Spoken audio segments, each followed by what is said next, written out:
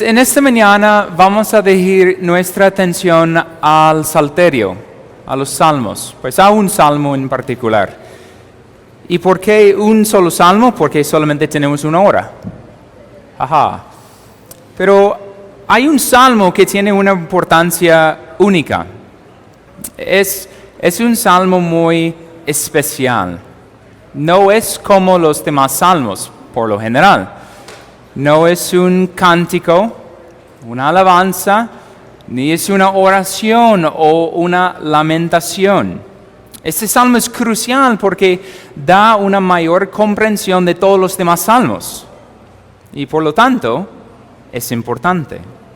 Este salmo realmente brinda una visión maravillosa de cómo es ser bendecido por Dios. Hay muchos que quieren saber cómo ser bendecidos por Dios y de hecho en fotos y en estados ponen bendecido, pero ¿son realmente bendecidos? También podemos evaluar en base a este salmo cuál es la naturaleza de la bienaventuranza. Entonces, ¿cuál es este salmo que tiene tanto valor? ¿Qué salmo actúa como el pórtico o la puerta para que podamos adentrarnos y disfrutar de las bendiciones, de los cánticos, de las oraciones, de los lamentos, de las alabanzas? ¿Cuál es este salmo? Pues obviamente es el Salmo 1. Entonces, por favor, vayan en sus Biblias al Salmo 1. Este es el salmo que es tan crucial, de tanta importancia, para que podamos tener una mayor comprensión de todo el Salterio. Este es el salmo que dijo de lo siguiente Thomas Watson. Escribió: este es el salmo de los salmos, porque contiene la médula misma y la quinta esencia del cristianismo. Este salmo, el Salmo 1, es vital para todo aquel que afirma ser uno que sigue y cree a Dios. Y verán por qué. Y espero que después de esto se vuelven posiblemente su salmo favorito. Veremos. El título del sermón es La lección entre dos caminos. La lección entre dos caminos. Y la idea en el Salmo, y lo que vamos a estudiar, es que hay dos caminos que existen. Solamente dos. Uno que es bendición y uno que es perdición. No solamente algo que se encuentra en el Nuevo Testamento y mayormente en las enseñanzas de Cristo en cuanto a los dos caminos. Aquí se encuentra su forma incipiente. Aquí se nos expone la cruda realidad de que solamente hay un camino que lleva a la vida. Un camino único y verdadero y salvífico. Y el otro camino lleva a la destrucción. Solamente un camino lleva realmente a la prosperidad, pero la otra a la vergüenza y uno a la bienaventuranza y el otro a la perdición. Este salmo va a abrir a nosotros un entendimiento correcto en cuanto a cómo se luce la vida de un piadoso, cómo actúa un justo, el justo de Dios. En ese salmo hay una estructura simple. Primeramente veremos cuál es el camino del justo y en segundo lugar veremos cuál es el camino del impío. El camino del justo es bendecido en lo que no hace, pero además es bendecido en lo que sí hace. Entonces veremos algo negativo y algo afirmativo. Pero en cuanto al impío, aprenderemos por contraste cuál es su maldad, pero mayormente cuál es su futuro posterior de su destrucción, de su perdición. Entonces leemos el Salmo en primer lugar. Salmo 1. Cuán bienaventurado es el hombre que no anda en el consejo de los impíos, ni se detiene en el camino de los pecadores, ni se sienta en la silla de los escarnecedores, sino que en la ley del Señor está su delicia, y en su ley medita de día y de noche. Será como árbol firmemente plantado junto a corrientes de agua, que da su fruto a su tiempo, y su hoja no se marchita. En todo lo que hace prospera. No así los impíos, que son como paja que se lleva el viento. Por tanto, no se sostendrán los impíos en el juicio, ni los pecadores en la congregación de los justos. Porque el Señor conoce el camino de los justos, mas el camino de los impíos perecerá. Esta es la palabra del Señor. Oremos. Amado Dios, ayúdanos en esta mañana a comprender tu palabra. Por amor de tu nombre y por la gloria de tu salvación, santifica a tu pueblo. Y por amor a tu nombre, confronta a aquellos que están aquí sentados, que no pueden afirmar ser bienaventurados según el Salmo 1. Tráiganles convencimiento de su vergüenza, de su apatía hacia lo que es esencial para el cristiano, y que ellos solamente están fijando sus miradas en lo que es pecado y maldad. Por favor, santifica a tu pueblo y salva a los perdidos por amor de tu nombre. Ayúdanos a aprender cuál es la verdadera vida bienaventurada. Amén. Primeramente, entonces, veremos cuál es el camino del justo. ¿Cuál es el camino del justo? La palabra que se empieza el Salmo es cuán bienaventurado, dichoso, afortunado, bendecido. El comienzo de este salmo, y por lo tanto del Salterio en su conjunto, está apuntando a cómo vivir vidas prosperadas, vidas bendecidas por Dios. Es un anuncio de felicidad y favor. Y de verdad, la pregunta es, ¿quién quiere saber cómo ser bendecido? De pronto algunos se avergüenzan de la palabra por la forma en que se ha entornado en este entonces. Muchas personas apropiándose de bienaventurado, favorecido, y tienen fotos indiscretas y no tan buenas. Pero aquí veremos, según el criterio divino, cómo se puede prosperar y ser favorecido. Y el justo es bienaventurado como resultado, en primer lugar, de lo que no hace. Muchas veces pensamos en cómo puedo llegar a ser bienaventurado, qué tengo que hacer. Y en este instante el salmista está diciendo lo que no tienes que hacer, lo que tienes que más bien evitar, lo que tienes que repudiar como la plaga, como si fuera una fiera salvaje. Huir, esconderse, abstenerse. Ese es el punto crucial, porque para entender cuál es este camino del justo tenemos que ver qué es lo que no hacen. Y veremos tres cosas que este justo bienaventurado no hace. Cuán bienaventurado es el hombre, en primer lugar, que no anda en el consejo de los impíos. En primer lugar, el justo evita el consejo de los impíos. Sencillamente. ¿Cuál es el consejo de los impíos? Piénsalo por un momento. ¿Consejo qué es? A veces uno puede pensar que es instrucción, es guía. Obviamente son palabras, ¿cierto? Son dichos, son apreciaciones en cuanto a cosmovisiones y valores. Y por lo tanto, la idea es evita todo lo que es articulado por ¿quiénes? ¿Por todos los hombres? Y la respuesta es no. Hay un grupo específico, y de hecho es algo que se repite a menudo a continuación, y por eso el contraste es entre el camino del justo y el camino del impío, porque es el consejo de los impíos que debemos evitar. No recibir su instrucción, no permitir sí mismo aprender sus lecciones. Y eso para algunas personas es muy difícil. ¿Por qué? Porque lo que escuchan continuamente solamente es consejo de impíos.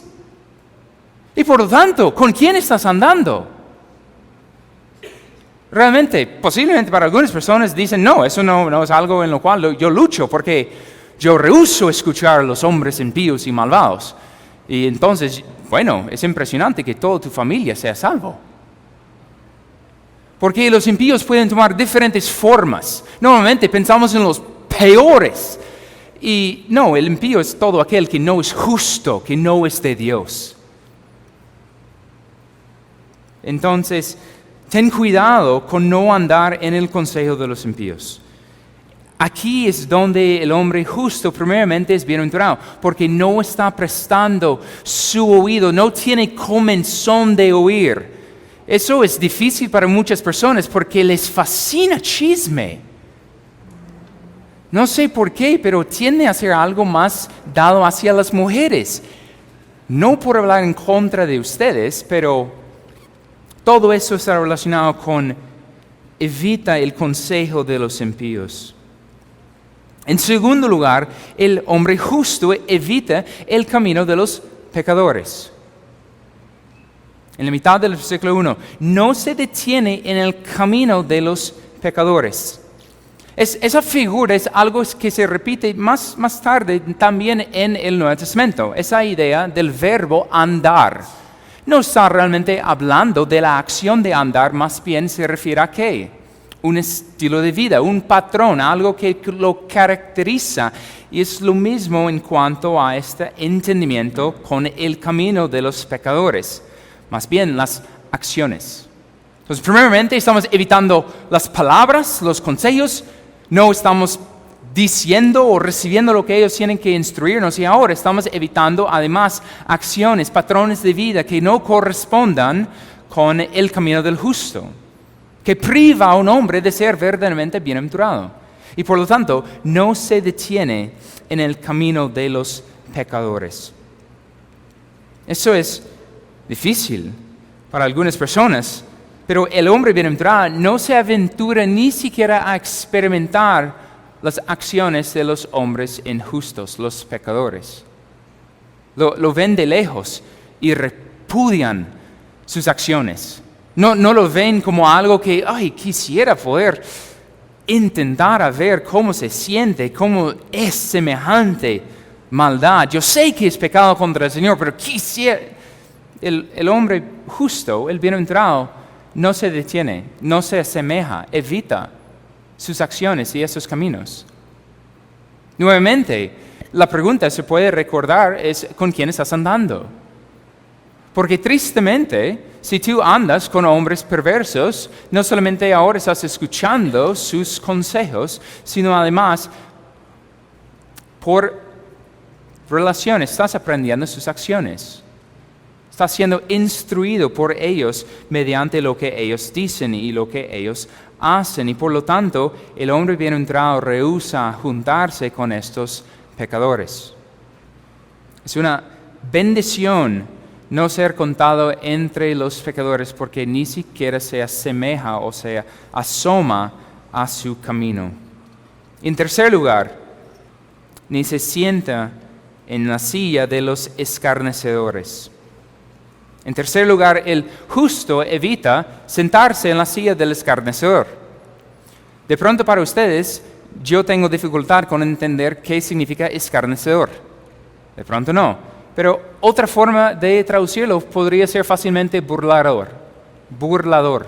Alguien que burla, obviamente. O alguien que escarnece.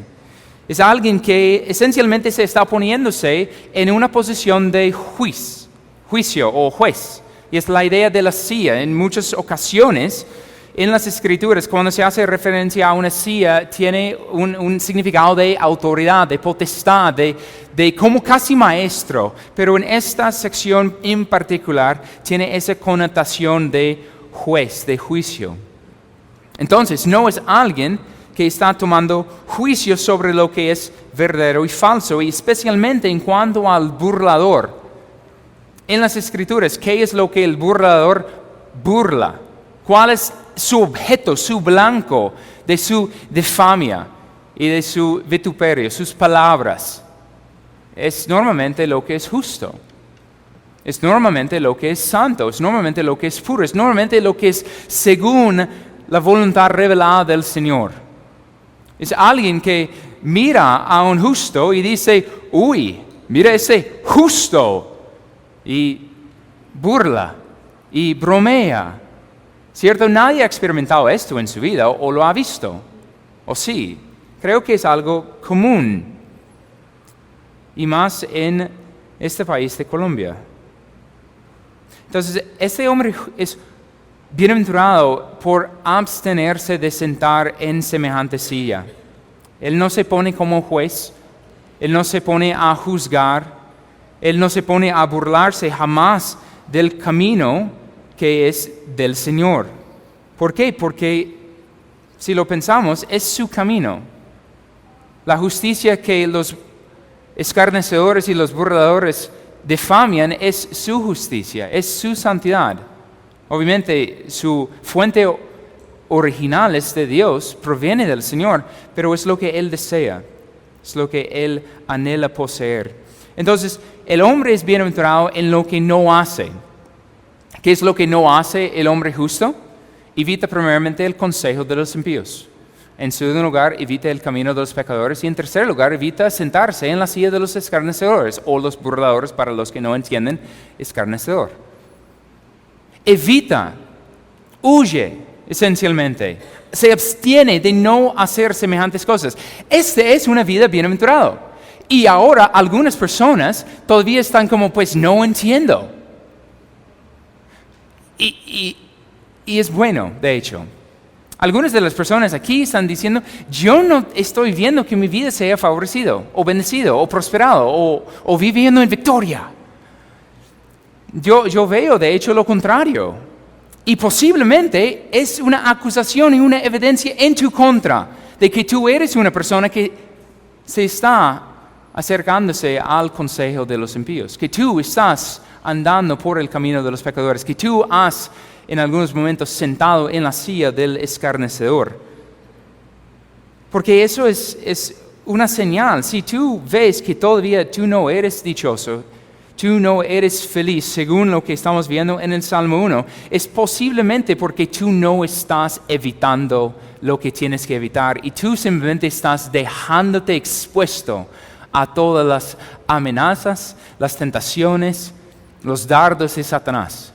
Y por lo tanto, ¿cómo puedes esperar vivir una vida bienaventurada, una vida próspera? Pues no tiene sentido. Nunca vas a encontrar la bienaventuranza porque estás burlándote todavía de Dios. Vienen aquí sentados, juiciosos, con la Biblia abierta y de pronto un lapicero en la mano. Pero la hipocresía no se puede negar delante de Dios, ante quien todo está expuesto, todo está desnudo. Y por lo tanto, eso es un llamado de atención de dejar intentar engañar a Dios. Porque de Dios nadie se burla. De Dios nadie se burla. Y por lo tanto, es importante ver, porque algunos aquí fueron estudiantes de los impíos, pero ahora son doctores en la inmoralidad, en la forma de esconderse, en la forma de vivir para sí mismos. Pero por favor, arrepiéntete de tu maldad, porque verás cuál es el fin de los impíos. Verás en un momento. Pero todavía ahora volvemos hablando positivamente del camino del justo. El justo evita ciertas cosas y ahora vamos a ver qué es lo que él hace afirmativamente. El versículo 2. Sino que en la ley del Señor está su deleite. Si no estoy mal, en la Reina Valera se dice, está su delicia. Aquí vemos la primera afirmación positiva sobre lo que hace el justo y de hecho es la única afirmación. Tendremos algo a continuación que explica cómo se luce esta delicia, este deleitarse en la ley del Señor, pero solamente una afirmación, 3 negaciones, una afirmación. Y en vez de deleitarse en el pecado, En lugar de deleitarse en la maldad, el justo se deleita en la ley del Señor. ¿Qué es lo que más deleita tu corazón? Si tus conocidos, tus familiares, tu esposo o esposa, tus hijos, si tú podrías preguntarles, ¿qué es lo que más deleita mi corazón? ¿Cuál sería su respuesta? ¿Cuál sería su respuesta? Porque para algunas personas aquí, la palabra del Señor no sería ni siquiera mencionada jamás. Porque no hay evidencia. No es manifestado mediante un amor genuino al acercarse ni siquiera a las Escrituras.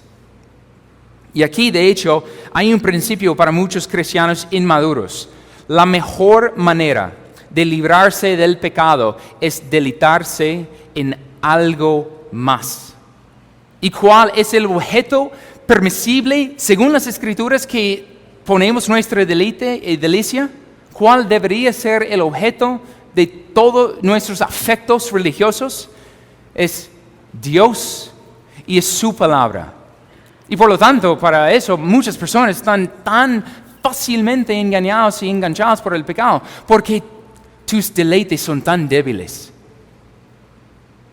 Amas tan poco al Señor y a su palabra, porque para ti no es una delicia, es una fatiga, es una carga. ¿Pero por qué? Si es vida y vida en abundancia, el conocimiento del Dios Santo. Esto sí es la vida eterna, conociéndote a ti, el único Dios verdadero y su Hijo Jesucristo. Entonces, volviendo al tema, aquí, lo que es asombroso de deleitarse en la ley de Dios en este texto es su extensión hablando del tiempo. Para nosotros, cuando pensamos en la palabra del Señor, ¿qué viene a la mente? Para nosotros diríamos, pues 66 libros, la revelación especial del Señor. Ahora, para el salmista, él está diciendo, sino que en la ley del Señor, Torah, hablando de instrucción. ¿Cuál era para el judío en este tiempo la ley del Señor? Hay una canción, ¿cierto? Génesis, Éxodo, Levítico, Números, Deuteronomio. Ahora, ¿quiénes aquí cuando piensan en leer la palabra de Dios, de una vez están pensando, uy, quiero leerme una porción de Levítico? Pero para esta persona, para el hombre bienaventurado, realmente lo que es su delicia es la ley del Señor, porque posiblemente está apuntando que era la porción de la Escritura que él tenía acceso en ese entonces. No sabemos cuándo fue escrito el Salmo 1 con precisión, pero seguramente sí, hace referencia a los primeros 5 libros y algunos más posiblemente según lo que ya el Señor había inspirado hasta ese entonces. Pero impresionante que para ese justo lo que Dios había revelado era su delicia. Cuán poco, cuán grande que era. Porque era palabra del Señor. El Nuevo Testamento no es más inspirado que el Antiguo. No es más provechoso que el Antiguo. Por eso toda Escritura es inspirada por Dios. Y toda es útil. Y por lo tanto, ¿consideras tú que la revelación de Dios es el tesoro más valioso que tienes en tu vida? ¿Es lo que más aprecias sobre todas las cosas? ¿Sientes usted anhelo? Cada día al terminar tu trabajo ya no tienes que trabajar más, estás volviendo en bus, en moto, en carro a la casa y lo que está palpitando en tu corazón es quiero acercar y leer la Biblia, quiero conocer a mi Dios, porque es mi delicia, es mi deleite. Todo lo demás me permite para que tengo tiempo para estar con mi Dios. ¿Eso es realmente cómo actúas? ¿O lo que estoy diciendo suena ficticia? ¿Quién es el hombre justo y quiénes son los impíos. La Escritura una y otra vez, y el Salmo 1 dice, ¿dónde está tu corazón? ¿Dónde está tu delicia? ¿Dónde están tus afectos? Ahí te diré quién es tu Dios. Entonces, usted puede afirmar muchas cosas en cuanto a amar a Dios y ser un cristiano, pero tus afectos revelan quién eres. Y si tus afectos no están hacia las Escrituras, pues es una mala señal. El texto no termina ahí, sino que sigue, sino que en la ley del Señor está su deleite, y en su ley medita de día y de noche. Eso es muy importante al considerar cómo el deleite de la ley se cuantifica y se define ahora. ¿Cómo es que se puede saber que realmente se deleita en algo? Siempre es mediante las manifestaciones, en cuanto a las aproximaciones, en cuanto a la dedicación y el esfuerzo para alcanzar o para mantener, para preservar. Y el hombre justo muestra que la ley del Señor es su delicia, que tiene su deleite mediante su meditación en ella. Tenemos que asentarnos aquí un poco al considerar cuál es la meditación. No se trata de una lectura superficial de las Escrituras. Y de hecho, si tú miras en la Biblia, ¿cuál es el mandato? El mandato no es léela, sino es medita en ella. Entonces, si tú no entiendes qué es la meditación, hoy es un buen día para comprender un poco. No vamos a hacer un estudio profundo sobre ello, pero por lo menos rasar sobre la superficie al contemplar cómo luce en la vida práctica del hombre justo.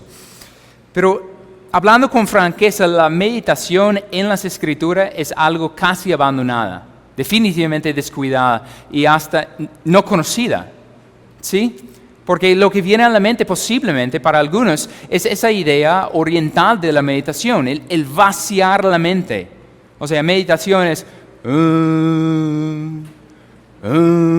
y se esfuma las ideas y la mente y el intelecto se desvanece hasta que no hay ninguna conciencia casi. Eso no es la meditación bíblica. Eso es una meditación absurda y necia. No lo hagan. Arrepiéntete.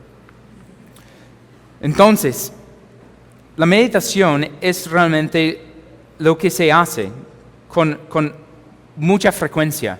Todos aquí meditan, pero la pregunta es ¿en qué? La pregunta es ¿en qué? Y realmente tu práctica de meditación no es una habilidad que no tienes, sino que es una habilidad que tienes dirigido hacia el objeto incorrecto, completamente extraviado, no provechoso y hasta pecaminoso.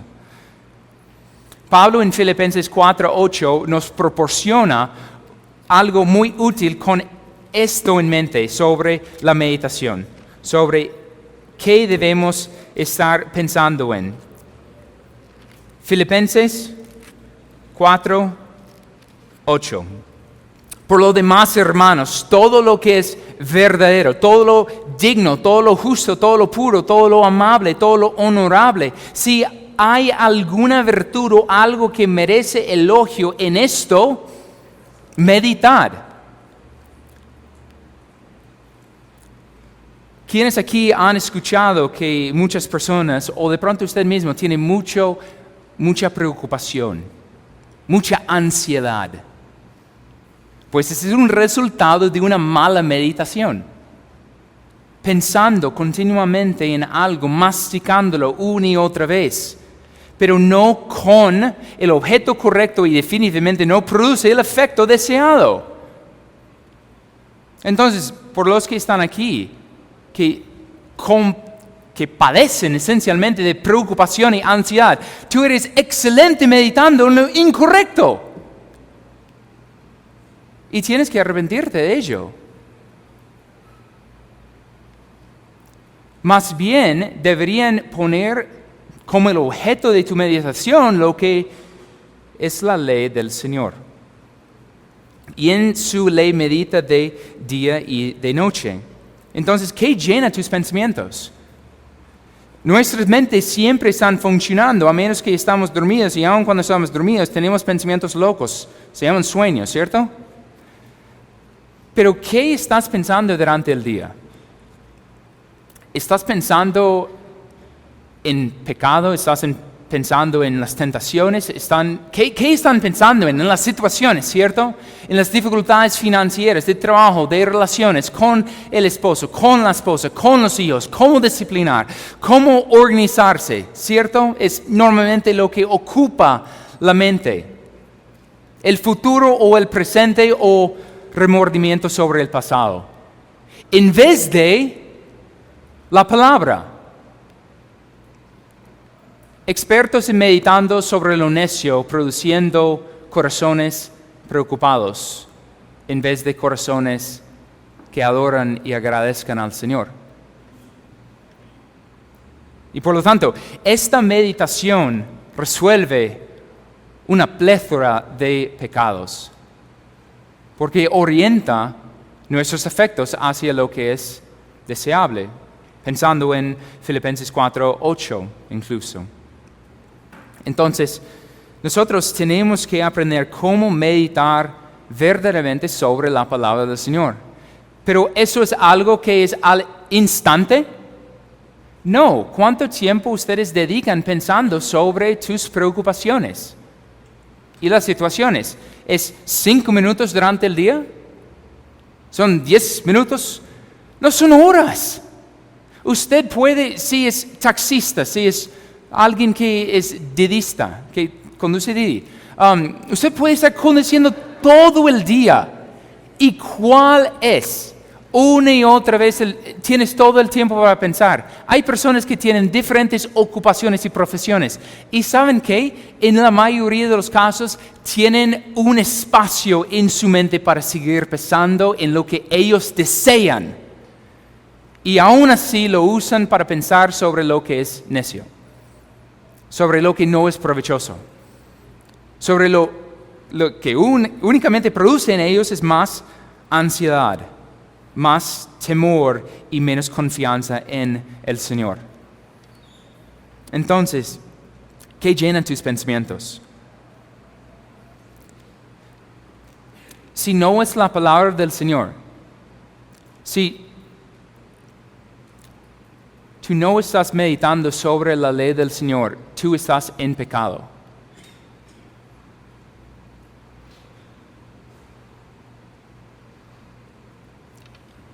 Si no estás procurando ejercer tu mente, tu intelecto hacia la palabra del Señor y descuidando tus pensamientos por pensamientos vanos y vacíos, no estás solamente desperdiciando el tiempo, estás pecando. No estás obedeciendo este mandato. Mediten en la palabra del Señor. Siempre pensamos que el pecado es infringir un negativo. No haces tal cosa. Sí, pecado de comisión, pero aquí un pecado grandemente de omisión. Omitir un deber que es bueno para nosotros, no es fatigoso, no es gravoso, es provechoso, pero si no estamos meditando sobre la palabra del Señor debidamente, estamos pecando contra el Señor. La meditación tiene una idea de pensar una y otra vez sobre algo. Ustedes ya tienen esa práctica bien, pero aún incluso la idea a veces han intentado traducirlo como un susurro, susurrándose a uno mismo. En mi propia mente yo pienso que una forma práctica de entender la meditación es casi predicándose a uno mismo las verdades. En la mente, eso es lo que Dios dice, eso es quien Dios es, eso es lo que debo hacer, eso es lo que debo creer, meditando una y otra vez en su palabra. Eso es meditación. La ilustración que les fascinaba a los puritanos es como la vaca mastica el pasto, así el justo mastica la verdad. ¿Y sabes por cuánto tiempo mastica una vaca pasto? Yo no, porque no he dedicado tiempo a verlo, pero he escuchado mucho tiempo. Pero es la idea, masticar y masticar. No con esa idea de venir aquí, consumir rápido y regresar a la vida, sino aún durante el día de hoy, masticando sobre lo que fue expuesto mediante la predicación.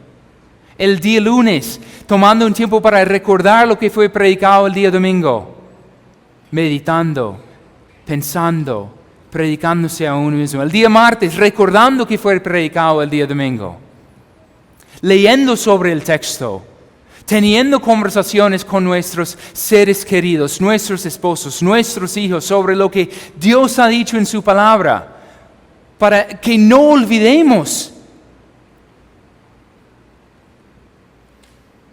El bienaventurado es aquel que aprovecha el tiempo para meditar sobre la ley del Señor. Versículo 3. Después de ver lo que el justo no hace, después de ver lo que el justo hace, veremos una ilustración. Versículo 3. Será como árbol firmemente plantado. Vamos a analizar frase por frase porque es muy rico, de hecho, la ilustración o el símil. Aquí tenemos una ilustración que posiblemente para nosotros es extraño. Es comparado con un árbol. Un árbol firmemente plantado. Aquí esa ilustración nos permite ver cuál es la naturaleza bendita del hombre justo. Cómo luce su bienaventuranza. Y hay una gran confianza en su deleite en la ley de Dios. Y esto se prueba a través de lo que es esta comparación. Lo primero que se nota es que no solamente es un árbol que ahí está, pero tiene una palabra en conexión. Árbol firmemente plantado. Ahora, para que algo sea plantado, para los que son jardineros, sabrán que lo que es plantado no es originario de dicha región.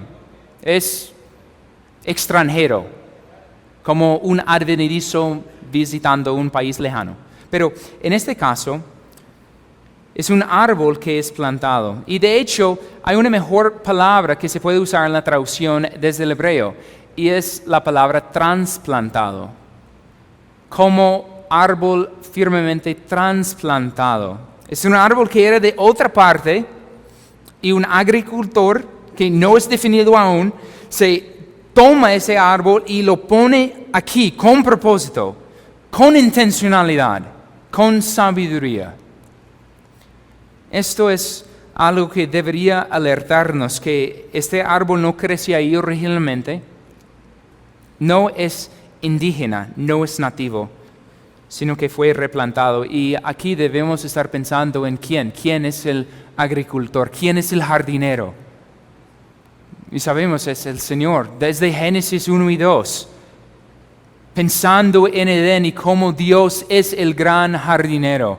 Y esta figura de hecho se repite en algunos salmos en Isaías, como el Señor es ese gran agricultor que tiene un plantio para sus santos, para sus redimidos. Y aquí sabemos que está tocando y debería alertarnos a la misericordia y la gracia del Señor. No es que el hombre justo se sembró a sí mismo aquí, sino que Dios por implicación es aquel que lo ha hecho. Y eso nos recuerda, ¿quién nació como un hombre justo? No hay justo, ni aun uno. Todos son desviados. A uno se hicieron inútiles. No hay quien busque a Dios, ni hay solo uno. Entonces, ¿quién salió del vientre alabando al Señor y regocijando para su gloria? Juan el Bautista, en el vientre, ¿cierto? Una excepción. Pero aparte de él, ¿cómo es que venimos desde el vientre? Extraviados desde el vientre. No somos justos. Venimos con el pecado original. Nosotros venimos en un estado de condenación, en un estado de muerte, porque la paga del pecado es la muerte. Y por lo tanto, eso apunta una y otra vez a entender quién es aquel que tiene que obrar para nuestra salvación. ¿Quién es aquel que tiene que hacer todo para que nosotros podamos ser aquellos árboles firmemente plantados o trasplantados? En el Salmo 92, 12 al 13, tenemos una ilustración semejante. No es idéntica, pero nos ayuda a entender cuál es la idea. Salmo 92, versículos 12 y 13. El justo florecerá como la palma, crecerá como cedro en el Líbano, plantados en la casa del Señor, florecerán en los atrios de nuestro Dios. Una ilustración para ayudarnos a entender que es obra del Señor. Es delante del Señor que somos considerados como aquellos plantas, en este caso aquel árbol. Y ahora la ilustración sigue demostrando la salud y el vigor del árbol debido a lo más importante, la sabiduría del agricultor proveyéndole agua. Será como árbol firmemente plantado junto a corrientes de agua. El árbol trasplantado disfruta de ser regado de varias corrientes de agua, supliendo su necesidad. Y eso era una práctica agrícola en la antigüedad y de hecho aún hasta hoy. Lo vemos en los sembrados de caña. Ese suministro constante, generoso de agua asegura que el árbol produce su respectivo fruto a su tiempo. No un corriente, pero corrientes de agua. Generosidad y bondad del Señor. Y eso produce fruto, que da su fruto a su tiempo. La fecundidad es lo que se debe esperar. Y lo que se espera de un árbol sucede. Eso no es lo natural, eso no es lo habitual cuando un árbol es sano, cuando tiene vitalidad y es un árbol frutal. ¿Qué debe producir? Pues fruto. Y si no produce fruto, ¿cuál es la determinación inmediatamente? Algo está mal. De pronto no era el árbol que yo pensaba, parecía limón y no era. ¿Cuál es un árbol que no da fruto? No sé. Se cae ante la necesidad de producir lo que debería. Es en la presencia de fruto que hay la evidencia de salud y vida. Y aquí la conexión es fundamental.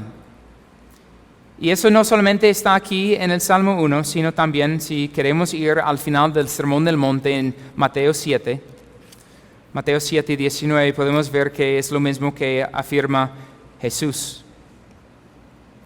Todo árbol que no da buen fruto es cortado y echado al fuego. Jesús es muy directo con su advertencia. Todo árbol que es bueno va a dar buen fruto, y todo árbol que es malo da mal fruto, y todo árbol que no da fruto no vale nada. Entonces, para ustedes, aún pensando en esto, en la ilustración, ¿ven alguna evidencia de algún fruto en tu vida? Nuevamente, podrías preguntar a tus seres queridos, ¿hay evidencia visible de que yo soy un cristiano, que yo soy un hombre justo, una mujer justa, o realmente no? Y si no hay ninguna evidencia y ellos te confrontan, de pronto te enojas. No, yo sí soy un cristiano, pero ¿en serio? ¿Cómo puedes afirmar cuando la realidad, la evidencia, objetivamente hablando, apunta a lo contrario? Tú eres un impío, vacío del Espíritu Santo, lejos de la ciudadanía celestial. Todavía estás muertos en tus delitos y pecados. Pero muchas veces para algunas personas es mejor engañarse a sí mismos. No entiendo por qué. Y algunos aquí, de hecho, lo hicieron por muchos años hasta que el Señor los salvó aquí mismo, por la gloria de Dios. Pero no vale la pena jugar y pretender ser lo que no eres. El único que saldrá avergonzado en el día final es usted. La ilustración no termina ya, avanza y su hoja no se marchita. Es bello ver cómo la imagen de los canales de agua ilustra nuestra dependencia de Dios, y desde nuestra dependencia de Dios hay la fructificidad, la fecundidad de producir fruto, y al final su hoja no se marchita. Es casi una ilustración irreal, ¿cierto? Por los que tienen árboles. ¿Qué pasa con hojas? Se marchitan, se caen y vuelven y crecen. Pero con este árbol la ilustración es, eso ni siquiera pasa. Tal vitalidad, tal vigor, tal salud de vida, que ni lo natural suceda. Entonces, ese sí es el hombre que es justo, que es bendecido y será bendecido por el Señor. Produce mucha confianza esta imagen. Y en todo lo que hace prospera. Termina con esta afirmación, algo concluyente, resumtiva. En todo lo que hace prospera. ¿Quién quisiera prosperar en todo lo que hace? Y ¿saben qué? Para el justo, en todo lo que hace prospera. No es una promesa vana, es una promesa real. Ahora, eso no quiere decir que todo sale a su favor. Como el Salmo es entrada al Salterio, esta promesa está ahí muy bien ubicada para ayudarnos a entender que aún en los salmos de lamentación, aún en los momentos difíciles de los salmistas, en todo lo que hace, prospera, porque si Dios está a favor de nosotros, ¿quién puede hacernos frente? ¿Quién está en nuestra contra? Y la realidad es que nadie puede oponerse a lo que Dios está haciendo a favor de los santos. En todo lo que hace, prospera para su bien eterno. Y eso es de tanta bendición escuchar y masticar, y para algunas personas es irreal, pero lo tenemos ahí, ante nuestros ojos. En todo lo que hace, prospera. Este es porque está sostenido por la palabra del Señor. Está meditando en la palabra del Señor. La palabra del Señor es su delicia y no está atravesándose por el consejo de los impíos, por el camino de los pecadores, ni está sentándose en la silla de los escarnecedores. Y por lo tanto, en todo lo que hace, prospera, porque nada de lo que está haciendo es en contra de ¿quién? De Dios, al final de cuentas. Y aun cuando todo, a continuación entrando en el resto de los salmos, aunque cuando todo aparezca exteriormente ir en contra de lo justo por los efectos de vivir en un mundo caído, él sabrá que todo redunda para su bien y para su prosperidad, porque su confianza está en el Señor. Eso es el camino del justo. Y ahora miremos con el resto del tiempo el camino del impío. El camino de los impíos. El versículo 4, que dice, no así los impíos. Ahora tenemos un contraste marcado que muestra que no todos los hombres son justos. Hay dos grupos realmente en el mundo. Aquellos que son justos debido a ser salvos por el Señor, y aquellos que son impíos por rehusar someterse a Él. Y realmente estos hombres no son bienaventurados, no así los impíos, no serán prosperados, no no son como esa ilustración del árbol firmemente plantado. No son bienaventurados. Por lo contrario, ellos están en peligro de condenación. La distinción es enfática para llamar la atención sobre el peligro eminente que corran estos impíos. Los impíos no son bendecidos, no prosperan y no disfrutan el mismo privilegio del justo. Mira ahora cómo el salmista ilustra a los impíos. No así los impíos, que son como paja que se lleva el viento. Ese contraste, árbol, el hombre justo, paja, el impío. Para aquellos que no saben, la paja es la parte externa de normalmente cualquier grano. Si estamos hablando de trigo, hablamos de trigo. Es la cáscara. Y la forma en procesar granos de trigo es, se tiene que poner una era. Normalmente tienes una vaca que arrastra un molino y aplasta el grano duro hasta que se suelta la cáscara, la paja, y ya queda separado. Entonces eso ocurre sobre la era, y ahora lo que toman es unos utensilios para arrasar en el aire al grano molido con la paja suelta. ¿Y qué ocurre con el grano? Dado por su peso, se cae nuevamente al piso. ¿Y con la paja? Pues dado por su liviandad, el viento lo lleva.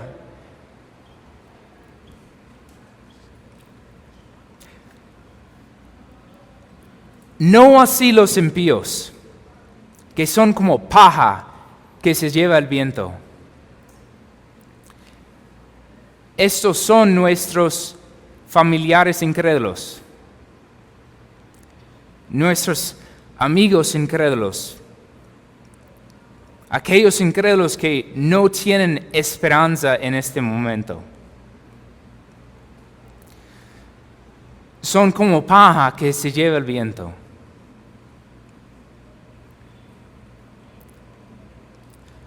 Los impíos son inútiles, son vanos, son inservibles, son livianos, son fácilmente arrebatados por una brisa para cualquier dirección porque no tienen ninguna ancla ni ninguna esperanza en esta vida. Aquí todavía no tenemos la explicación del juicio que los espera, pero de inmediato el autor entra a contar cuál es su futuro. Versículo 5.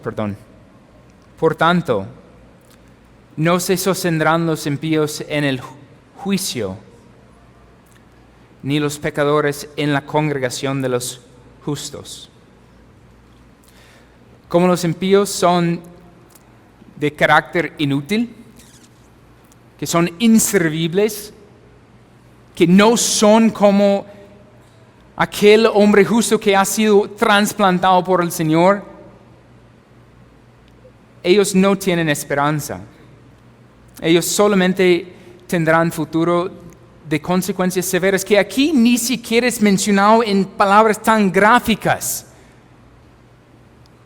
Hay otros salmos que hablan en términos tan espantosos, y aquí es: no se sostendrán los impíos, caerán. Ellos no sirven para sostenerse a sí mismos,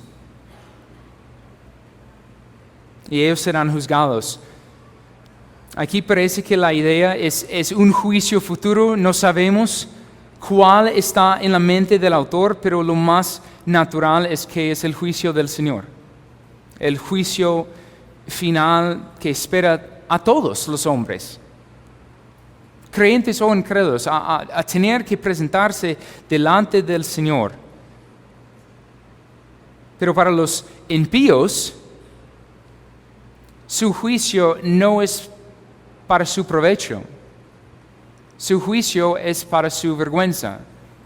Y para aquellos que están aquí que no confían en el Señor, tú no te sostendrás ante el Señor.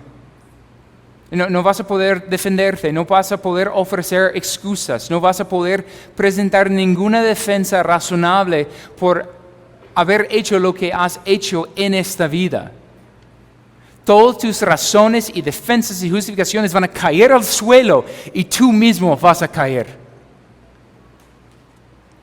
No podrás permanecer de pie delante del Señor, el juez de los vivos y de los muertos. Serán juzgados y de ninguna manera quedarán absueltos. Más bien para ustedes hay certeza divina de que no saldrán de dicha tribunal con lo suyo. La segunda frase es que ni los pecadores en la congregación de los santos. Y la segunda advertencia para el incrédulo es espantoso, además, comunicando lo mismo, no vas a poder permanecer ahí. Pero imagina esta advertencia para el incrédulo como una promesa para el creyente. Y hablando a aquellos que son creyentes aquí, esta palabra para nosotros es algo de esperanza. Por fin habrá un día cuando el Señor quitará por fin las cabras. Quitará hermanos falsos, quitará los incrédulos y solamente estaremos nosotros, los santos, los redimidos del Señor, porque lo merecíamos nunca. De ninguna manera lo merecimos, pero estaremos ahí en la congregación de los santos y no habrá nada de inmundicia ni ningún impío ahí con nosotros. Gloria al Señor. Yo anhelo aquel día para estar con mis hermanos y mi Señor para siempre, pero para aquellos que son los pecadores, tú no vas a estar ahí. Por lo contrario, tú estarás en tu congregación de los maldecidos y los malditos para la eternidad. Esa será tu congregación. Sin fin. En conclusión, el Salmo termina con una explicación de todo lo que acaba de expresar. ¿Por qué? Porque el Señor conoce el camino de los justos, mas el camino de los impíos perecerá.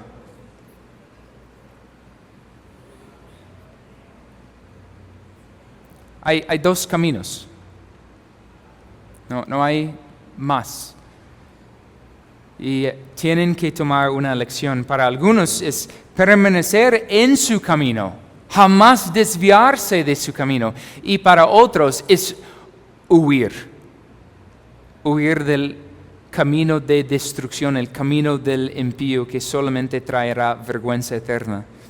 El Señor conoce el camino de los justos, porque es su camino, es el camino del Señor, es un camino que Él mismo ha establecido para sus santos.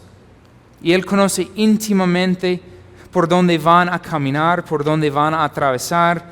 Y eso es útil para nosotros, porque normalmente, ¿cuál es nuestra pregunta? ¿Qué quieres, Señor, que yo haga? Y el Señor conoce cuál es nuestro camino.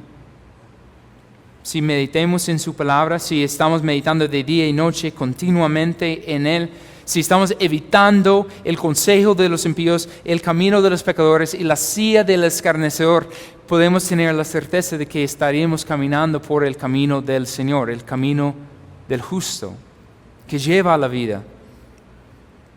Eso es algo de confianza. Pero no es lo mismo para el camino de los impíos. El texto lo dice en palabras muy sencillas: mas el camino de los impíos perecerá. No con palabras dramáticas, no con lenguaje fuerte, simplemente el camino de los impíos perecerá. Con indicaciones y que se puede sacar de perdición, definitivamente, de destrucción, no destrucción, aniquilación, pero de perdición en el sentido de perderse. El camino de los impíos es para condenación.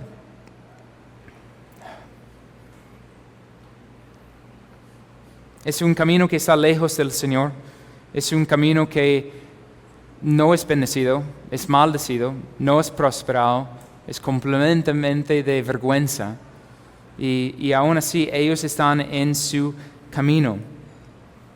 Y piensan que escaparán del juicio de Dios. Piensan que escaparán de la perdición. Pero lo más tenaz es que su propio camino, en el cual están corriendo para huir de Dios, los lleva a la perdición. No entienden que es por eso mismo que serán juzgados. Entonces, para ustedes, ¿en qué camino estás? ¿En qué camino estás? ¿Estás en el camino del justo? Al exponer el texto, puedes decir, eso soy yo. Evito todo eso porque lo odio y amo y deleito en la palabra del Señor. O más bien es como, uy no, algo está mal.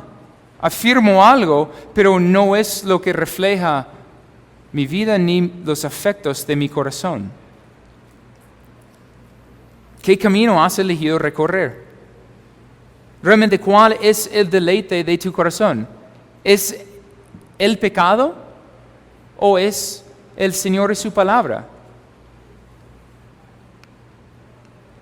Nuevamente, no hay un tercer camino, no hay una tercera vía, no hay modo de escapar. O hay el camino del justo o el camino del impío. Y para los que están en el camino del justo, ánimo. Mira las promesas, mira la bienaventuranza que gozas al caminar en el camino del justo. No abstienes, no caigas de caminar por ahí, no quedas distraído como cristiano fue distraído tantas veces en su peregrinación. Quédate en el camino,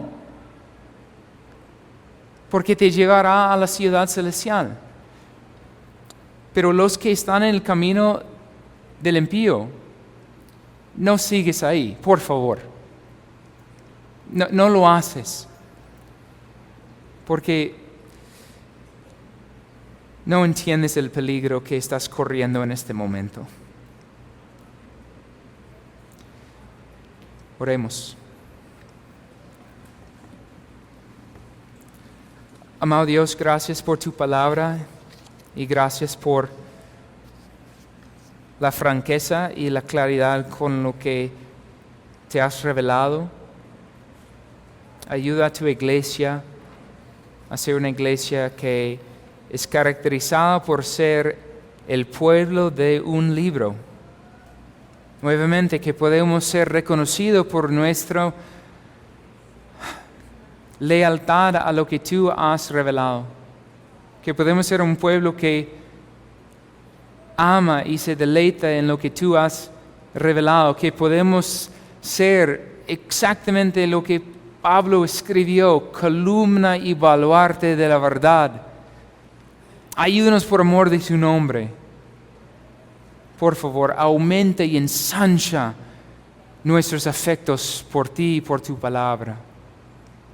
Y para aquellos aquí, Señor, que están lejos de ti y están en el camino de los impíos, confróntalos. Ayúdales a ver la amenaza y el peligro en el cual están sus almas en esta mañana. Espántalos con temor y terror, hasta que se hallen descanso solamente en Cristo Jesús y su obra en la cruz. Sálvalos por amor de tu nombre. Santifica tu iglesia por amor de tu nombre. Te amamos y te bendecimos. Amén.